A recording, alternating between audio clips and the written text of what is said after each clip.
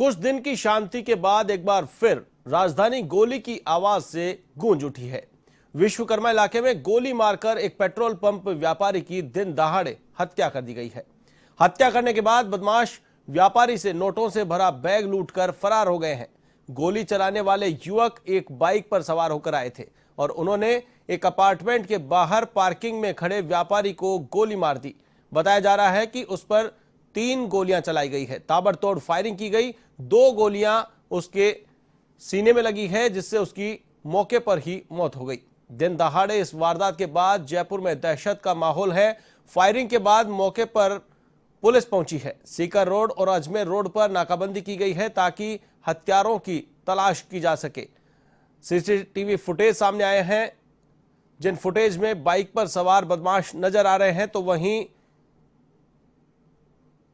भीड़ भाड़ वाली सड़क पर बैग लेकर भागता हुआ अपराधी साफ तौर पर नजर आ रहा है।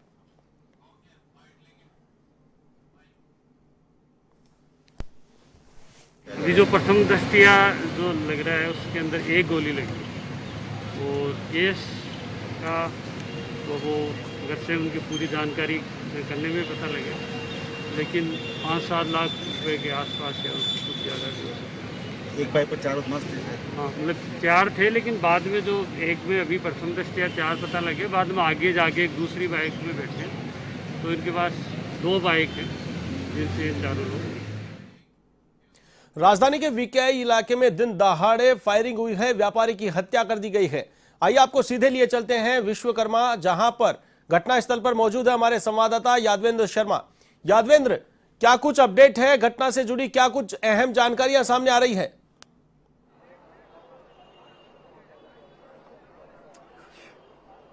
देखिए, बिल्कुल आशीष, आज जिस तरीके की जो वारदात हुई है उसके बाद कहीं ना कहीं जो ये बात तो तय हो गई है कि लॉकडाउन के बाद बदमाशों की जो दहशत है वो एक बार फिर से राजधानी जयपुर शहर के अंदर नजर आने लगी है। और उसी के चलते आज एक बड़ी वारदात को विश्वकर्मा थाना इलाके के अंदर जो ARG की जो बिल्डिंग है सीकर रोड पर, वहां पर अंजाम दिया गया और एक व्यापारी की हत्या करने के बाद लूट की वारदात को अंजाम दिया गया है। मैं इस समय मौके पर हूँ और सबसे पहले वो तस्वीरें दिखाना चाहूंगा जहां पर जो व्यापारी था, जो यूनियन बैंक है, यहाँ पर पैसे जमा कराने के लिए आया था। उसके पास नोटों से भरा हुआ बैग था, मगर यहाँ पर बाइक सवार जो 4 बदमाश है वो मौके पर आते हैं और वारदात को अंजाम देने के बाद यहाँ पर जो व्यापारी है जिसका नाम निखिल जैन है, उस पर ताबड़तोड़ फायरिंग करते हैं।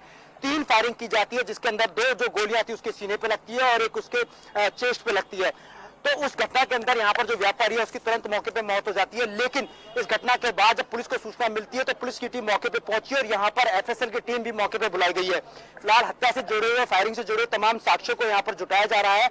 वेस्ट जिला पुलिस की जो टीम है और स्पेशल की जो टीम है वो भी मौके पर है और यहाँ से तमाम साक्ष्यों को जुटाया जा रहा है कि कौन ये बदमाश है और किस तरीके से पूरी वारदात को अंजाम दिया गया है।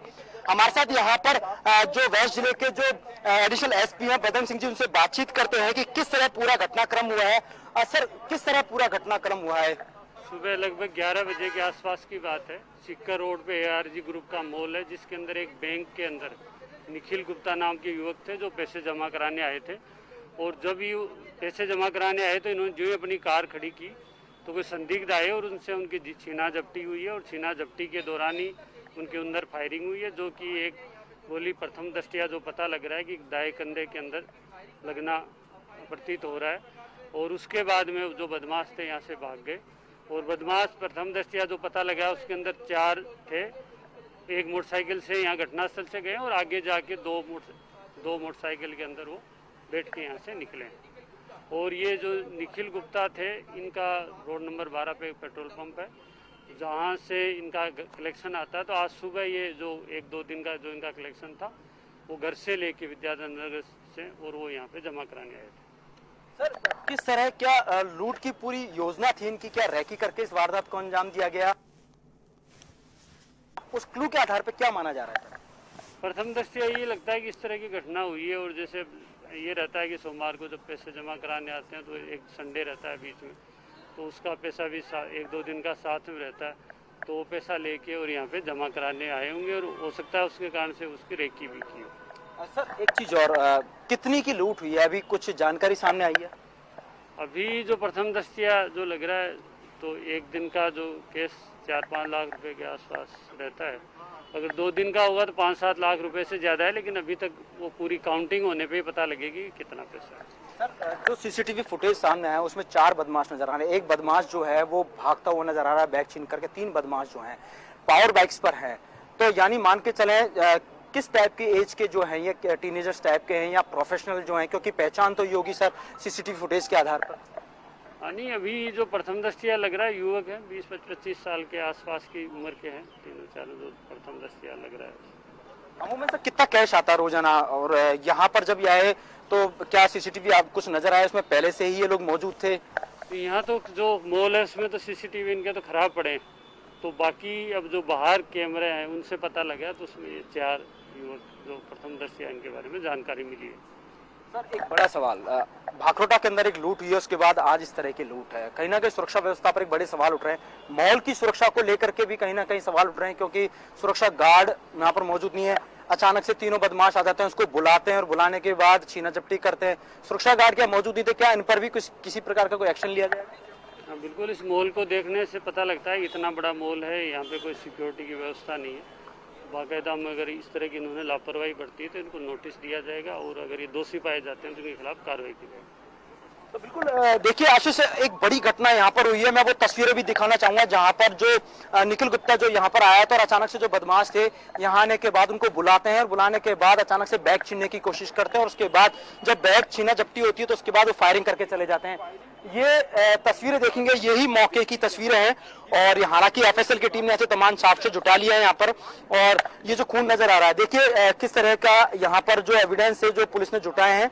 और ये जो फायरिंग की, फायरिंग करने के बाद जो निखिल गुप्ता है वो अचेत होकर के गिर जाता है, और ये पूरा घटनाक्रम है बेसिकली।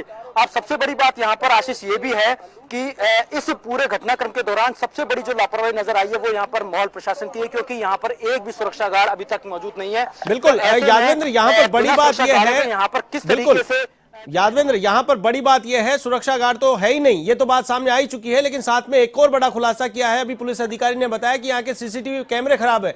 इतनी बड़ी बिल्डिंग है, इतना बड़ा कारोबार यहाँ पे किया जा रहा है, सीसीटीवी कैमरों का ख्याल नहीं रखा जा रहा है। ऐसे में बड़ी लापरवाही, बड़ी चूक। अगर यहाँ पर सीसीटीवी कैमरा होता तो आखिर में जो बदमाश है उनको पहचाना जा सकता, पूरा घटना का सीन पुलिस के समझ में आ जाता।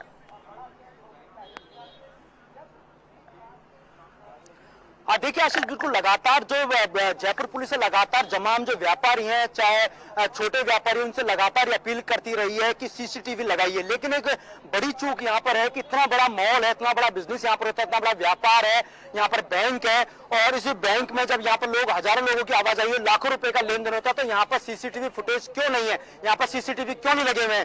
तो यह अपने आप में एक बड़ा सवालिया निशान खड़ा हो रहा है। लेकिन आप इस मॉल के अंदर देखेंगे यूनियन बैंक जो नजर आ रहा है, बेसिकली इस बैंक के अंदर ये जो निखिल गुप्ता था ये यहाँ पर पैसा जमा कराने के लिए आया था। प्रारंभिक जो जांच पड़ताल हुई इसमें सामने आया है कि जो निखिल गुप्ता है इसके पास 5 से 7 लाख रुपए का कैश था, जो कि अमूमन एक दिन का जो कैश था। हालांकि अगर 5 से 7 लाख रुपए का जो कैश था, निश्चित तौर पर अगर बदमाशों को इसके बारे में जानकारी थी तो निश्चित ये मानिए कि कहीं ना कहीं पूरी वारदात को अंजाम दिया गया है, तो रैकी करके किया गया है। और बदमाश कोई एक दिन या 2 दिन से नहीं लग रहे, 5 से 7 दिन से लगातार रैकी कर रहे होंगे, और उसी के चलते यहाँ पर योजनाबद्ध तरीके से इस पूरी वारदात को अंजाम दिया गया है। और इतनी बड़ी घटना जो हुई है ये कहीं ना कहीं एक बड़ा सवालिया निशान खड़ा कर रही है। बदमाशों का दहशत, बदमाशों की जो दहशत है किस तरह राजधानी के अंदर है, ये बात तो आशीष बिल्कुल तय हो गई है।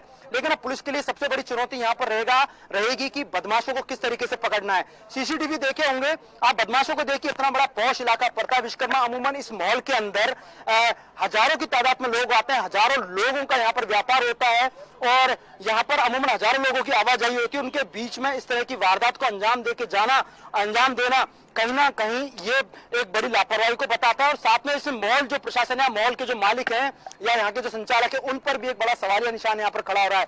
लेकिन फिलहाल पुलिस को कुछ क्लू मिले हैं। सीसीटीवी फुटेज के आधार पर 4 बदमाशों की यहाँ पर पहचान हुई है, लेकिन ये बदमाश कौन है इनका फिलहाल पता लगाया जा रहा है।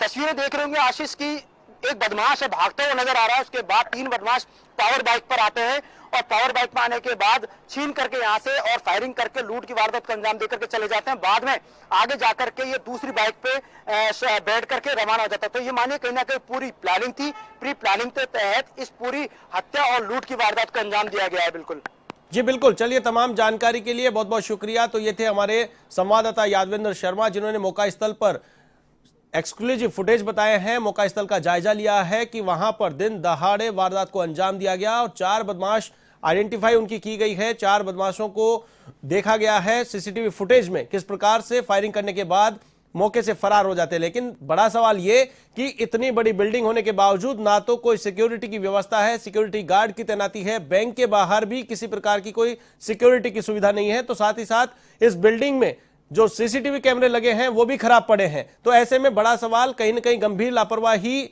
बिल्डर्स की भी है, साथ ही साथ कहीं ना कहीं पुलिस की भी कमी यहां पर सामने निकल करके आती है।